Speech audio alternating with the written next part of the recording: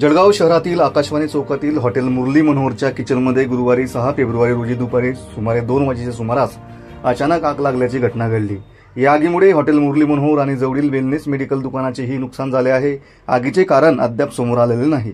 घटना घडल्यावर परिसरातील नागरिकांनी तात्काळ धाव घेतली आणि आग विझवण्यासाठी प्रयत्न केले। नागरिकांची मदत मिळाल्यानंतर जळगाव महानगरपालिकेचा अग्निशमन बंब घटनास्थळी दाखल झाला। अग्निशमन दलाच्या कर्मचाऱ्यांनी घटनास्थळी पोहोचत आग विझवण्याचे काम सुरू केले। त्याचबरोबर नागरिकांनी परिसरातील दुचाकी आणि इतर वाहने सुरक्षित ठिकाणी हलवली।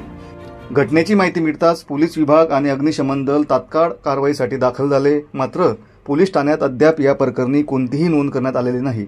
तसेच आगीचे नेमके कारण काय होते हे अद्याप स्पष्ट झालेले नाही।